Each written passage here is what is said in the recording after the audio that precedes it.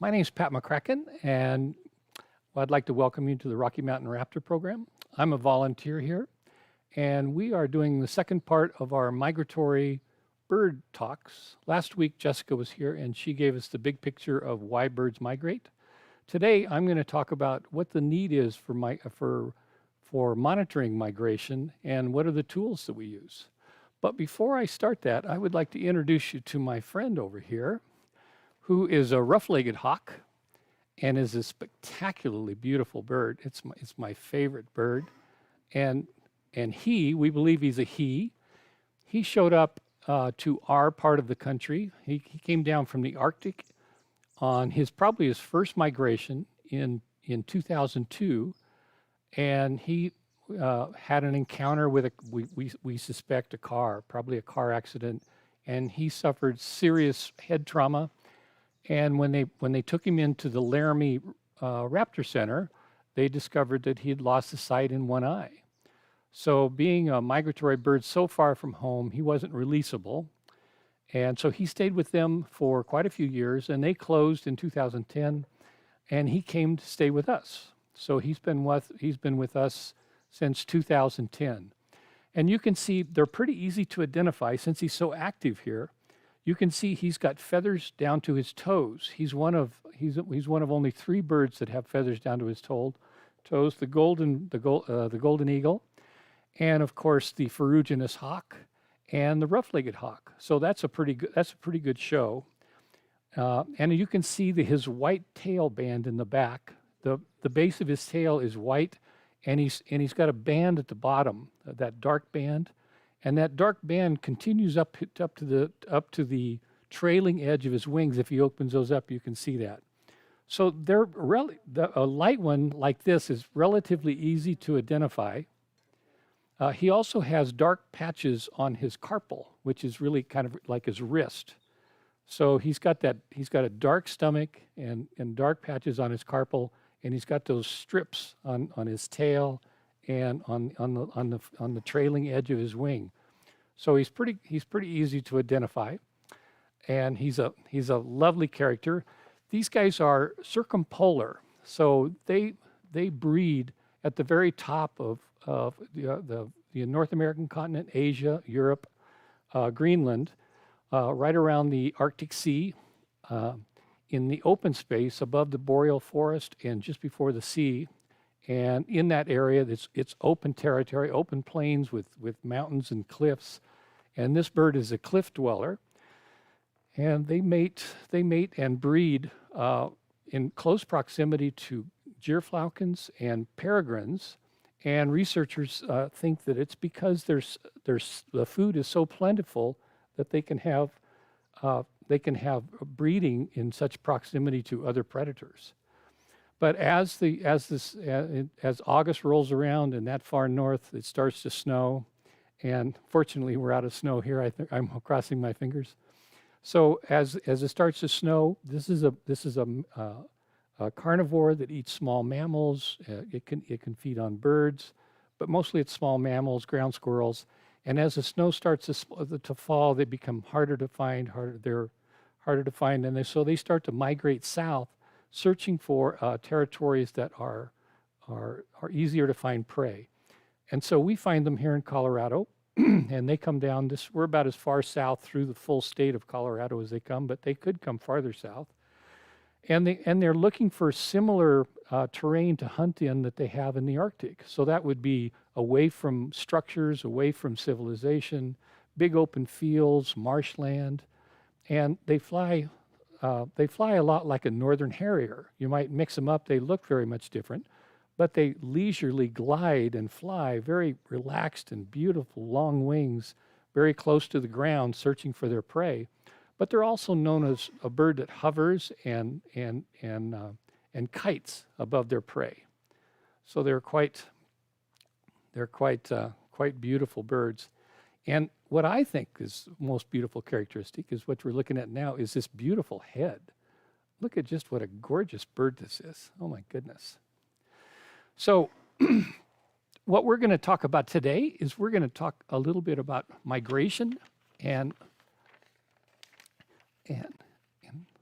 Well, and this is the chart on the, I'll let this run a couple of times, on the Roughlegged Hawk.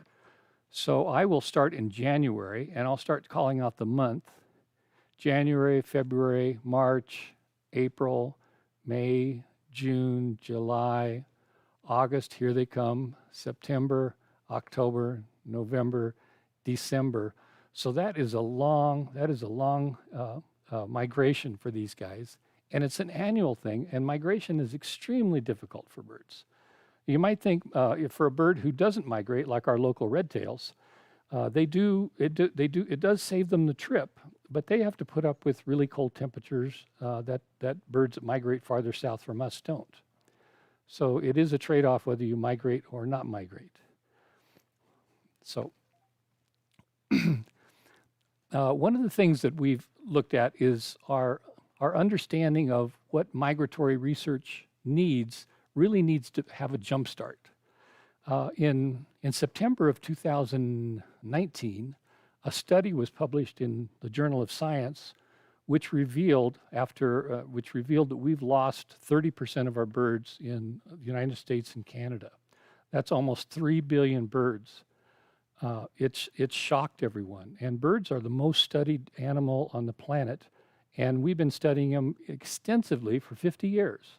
So this was a culmination of all the bird counts, all the Christmas counts, all of the eBird information, and a lot of radar information that I'll tell you a little bit more about. And so people have seen that there's a real urgent need for us to shift what our strategy is on researching birds, and we need better tools, and we need better tools now. Because we need to move away from the strategy like we did on the peregrine falcon, which was an endangered species, and the peregrine is my favorite bird, so don't get me wrong. But looking at birds individually isn't working for what we need to do. We need to do something that's holistic and beyond individual birds. So we need to have systems that look at the whole ecosystem of birds and how they interact with us and where they need our help at. On their migratory journeys, where are they most vulnerable at? And that's what I'm going to tell you a little bit about the tools and how they meet that criteria of a more holistic approach. So banding has been in use for over a century, and we've gotten really great information from it. It's very bird specific. This is a picture of a ferruginous hawk that I took at the Pueblo Raptor Center. And you look at those ferruginous feet, man, they are wicked feet. As you can see on his right foot, there's a number, and you can enter that into a database, and it will notify a researcher who banded this bird. And this guy happened to call us back, and he was in northern Canada, and he had banded these birds when they were fledglings several years before. So this bird, I forget how old it was, but it was quite a few years old. It was maybe 5 or 6. And so he was thrilled it came to this point.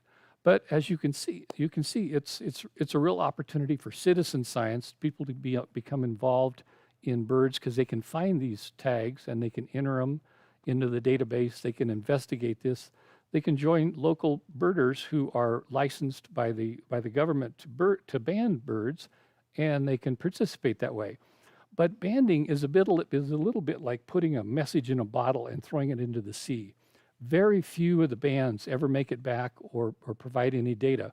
They do provide good data, but they don't provide a lot of data, and it's very bird specific. And so we'd like to do something very different. And pardon me, I failed to introduce Loeen, who is our handler today. Thank you very much, Loeen, for coming in and doing this. Wiggle your fingers for us. So one of the ways we've become a little more modern is we've started to use radar.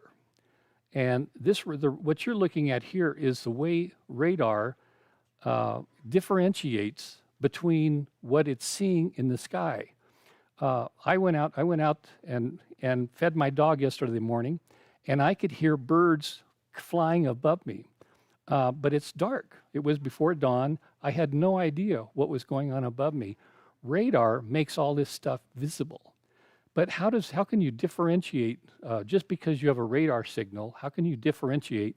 And this chart shows you what they call wind turbine clutter or hurricane. You can see what birds look like, and you can see what they can tell the difference between birds and bats. So radar has become very sophisticated, and it's an amazing tool. And you can see here that the night has now become visible, which is just great. So these are real-time images. They reveal quantity. They're not bird specific. We know there's a lot of activity going on up there, but we don't know who's doing it. We can differentiate the difference between a tornado and birds. So that's very helpful. And this next chart, this is tonight for North America. And as you can see, we're having a lot of migration coming down from Canada over North Dakota, South Dakota. Colorado seems pretty calm tonight. And in the chart above, all those green dots are the radar sites that are producing these images. And this radar is extremely good for looking at direction and looking at for counting. You can estimate the mass of birds that are moving through, but still, it's not getting us to what we need to do for a holistic approach to looking at birds. Now, where we do get into that is global tracking of individual birds, and this is what's so urgently needed. If you can see on the back of this bird, there's a tiny transmitter, and that transmitter, there's two systems that are in place today that are tracking these birds. The first one is Modus Wildlife Tracking System. You can Google these, and there are a lot of videos by these people showing what they do, what their equipment is. The Modus Wildlife, it's currently in place. It's mostly on the East Coast. We have this looks like a giant television antenna. Maybe it's 12 feet tall, and it's a huge antenna. You have to buy an antenna. You have to register your equipment. You have to register your transmitters, and then you can join and participate in the Modus Wildlife Tracking System. And currently it's a Canadian initiative, and most of the transmitters, most of the receptors are on the East Coast up the Eastern Flyway, but they're also down in Latin America, South America, and in Europe. There's 31 countries, and they're tracking currently 120,000 birds of over 200 species. So it's really great. But the limitation of this is the tracking stations. Is they have to fly over this individual tracking station, so it has to. I'm sorry, the antenna. So it has to have power. It has to have somebody set it up and run it. And the issue of all of these is to continue to make these transmitters smaller and lighter, because these birds, you can't go over 5% of their body weight with a transmitter. Now, for the average human, which I'm bigger than the average human, it is 9 pounds, is 5% of 180 pounds. The federal government says the average American is 180 pounds. So that's 9 pounds. Now, I don't want to carry 9 pounds around. And if you took 5% of me, it'd be more than 9 pounds. And so what we need to do is get smaller and smaller. Now, the next group, Icarus, is a space-based program that is that has just put its antenna on the International Space Station. It's on the Russian component, and it's funded by the German by DLR, the German space program, and they are in business. You can I downloaded their app on my telephone, and you can track today, and they're not trying to track just birds. Neither is Modus. Modus is trying to track all wildlife. Icarus I think has a bigger agenda. They would like to end up with 3 satellites. Right now they're tickled pink being on the space station, and so they've got really small transmitters that are down to 1 gram, and they're able to transmit. It's only 200 and some miles to the space station because it's just above us, and it covers about 55 or 60% of the middle part of the Earth, so it captures just about everything, and these people are talking about tracking animals in a holistic way that do a lot of different things. They want to track diseases, they want to track big animals, small animals. They want to track animals that suddenly react that might be a precursor to an earthquake, and you might be able to see that in the data real time and give people a warning for that. So they're looking at an Earth-wide tracking system that would just be spectacular. So I think where we're going is really important, and I think we've made great strides from banding. Not that I have anything against banding; I think it's really great. But these new high technology initiatives are really cool. I encourage you to look them up. And I also encourage you to subscribe to us on YouTube and check out our webpage at rmrp.org. And I think you'll be pleased to see what we do and support us. So next week, we still have 2 more weeks of migration topic. And I'd like to, again, thank our Roughlegged Hawk. Now there's the beautiful picture. Now, is that just a spectacular bird? So thank you very much, and we'll see you next week.